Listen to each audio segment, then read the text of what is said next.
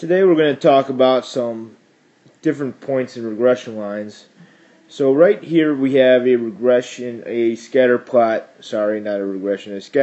of shoe size versus IQ score. Now for the most part you would think that shoe size doesn't have a whole lot to do with IQ score, and so therefore we have something that looks like this. It actually probably, based on the scatter plot I have here, it may be a slightly downward direction. That's not even a line, but you catch my drift.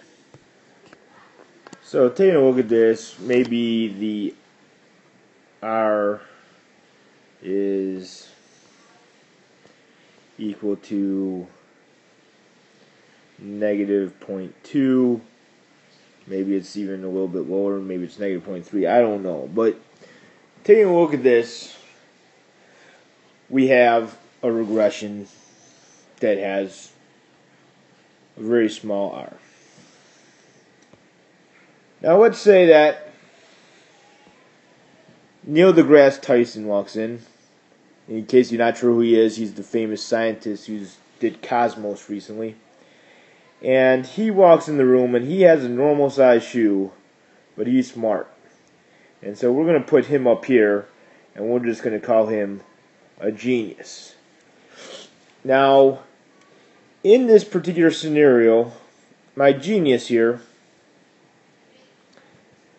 basically has an effect on the line. Now, trying to get him involved in the line, it still looks like the regression is going down. But it turns out that it makes it a little bit weaker, maybe r equals -1. But the line doesn't change a whole lot, and that's why we're going to refer to him as an outlier. Because his y value, in this case, his IQ, is way above the line. So the key here is that the y value is way above the line. And that makes for an outlier. So just to recap, the line didn't change a whole lot, but the r got weaker because of the outlier. Alright, now let's say in walks Bozo the Clown. And for right now, we're going to make Bozo be not a genius. But Bozo wears big shoes. And so, Bozo with his big shoes actually is not very smart. He's a clown after all.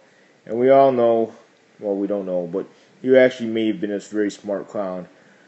But for right now, we will make him not a smart clown. And so, Bozo would be considered an influential point because his shoes are so much bigger than all the rest. Now, in order to include Bozo, the line basically wants to get closer and closer to Bozo. So Bozo is going to be considered an influential point.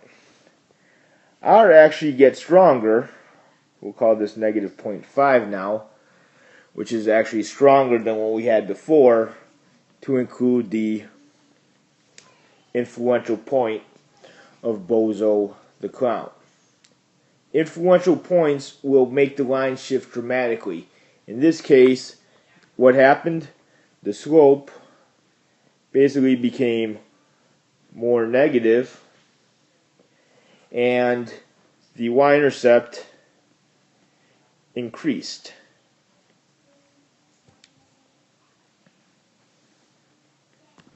Alright, one last thing I want to show you. What happens if we have Bozo the Genius up here? Bozo still has a large shoe size, but this time we have a smart clown because we all know that clowns can be smart. And that would make the line, maybe I made that too steep, but the line would probably come up this way. So this time R may be positive 0.2. So When you have an influential point, which was one that where the x is much larger or smaller than the rest of the data, it affects the line dramatically. That's why it's influential.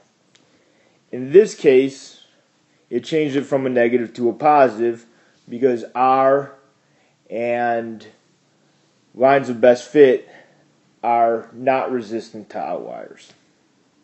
And so when you take away an outlier, or when you not an outlier, but when you take away an influential point, it drastically changes, or when you add an influential point, it drastically changes the way the graph looks. In this case, the slope increased and the y-intercept decreased.